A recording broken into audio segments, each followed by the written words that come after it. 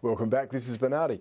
Now, none of us are getting any younger, and with a lot of stories in the news recently about young people dying suddenly or sports stars collapsing on the pitch, I thought it'd be great to have an insight into the potential signs of health problems for all of us. Most of us know we should have a regular checkup, try to keep our weight down and do some regular exercise, but there's actually got to be a bit more that we can do to monitor our health no matter what our age.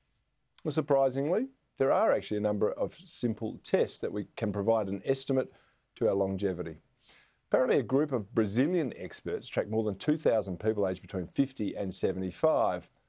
I'm in that bracket, which may explain why I found this study so interesting.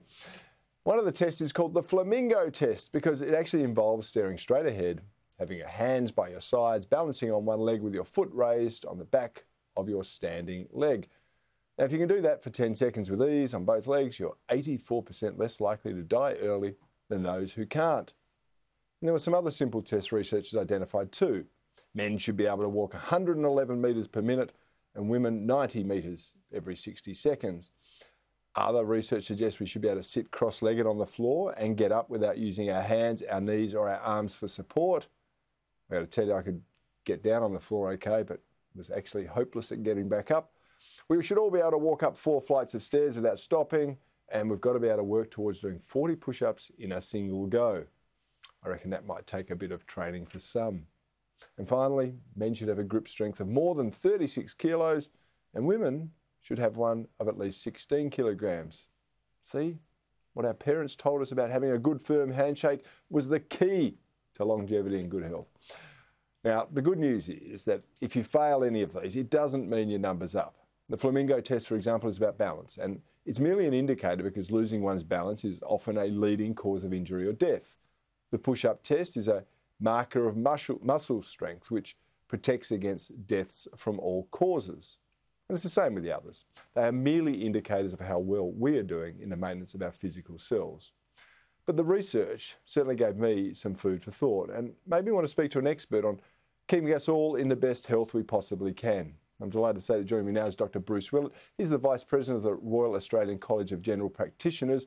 Dr. Willett, welcome to Bernardi, and thank you so much for your time tonight. I've mentioned a few simple tests coming out from studies. Do any of these jump out at you as good markers of longevity and overall health?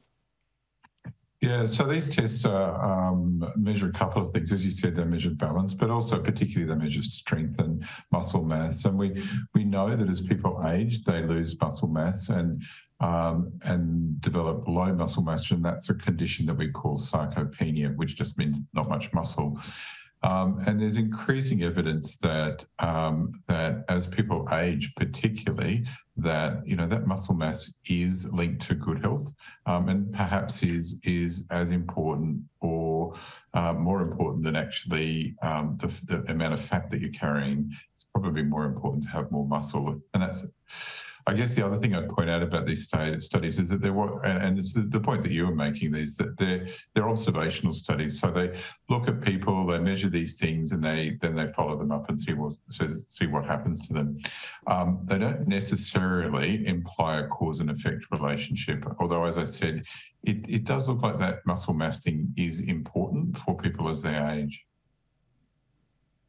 Well, everyone knows that we should go to our GP regularly, have an annual checkup, have our regular measurements taken. We've been told to exercise, but what are the sort of simple exercises that people should be doing to keep themselves in as active or as healthy as they possibly can between these sorts of visits without doing negative damage to their bodies, like running when you're 65? It probably is not a good idea with people like knees like me. Yeah, look, so I get asked that question a lot, and my usual answer is that the best exercise that you can do is the one that you will do. So the first criteria, I think, for the exercise that you choose to do is it's something that you enjoy and that you will enjoy, are more likely to continue on with. So something you enjoy. If you enjoy golf or bushwalking or sailing, then that's what you should do. The ideal is to exercise a moderate amount. So the recommendation that we generally give people is about 150 minutes of exercise a week of moderate exercise. So I guess the next question is, what's moderate exercise? And that's enough to be slightly out of breath. So not wandering around, but brisk walking, ideally jogging, or 75 minutes of intense exercise a week. And that ideally should be the minimum. So intense exercise is enough to make you actually quite breathless. Well, they're wise words, and of course I think everyone should consult a health professional before beginning any vigorous exercise regime. But Dr. Bruce Willett, thank you so much for your time tonight. I do appreciate your insights.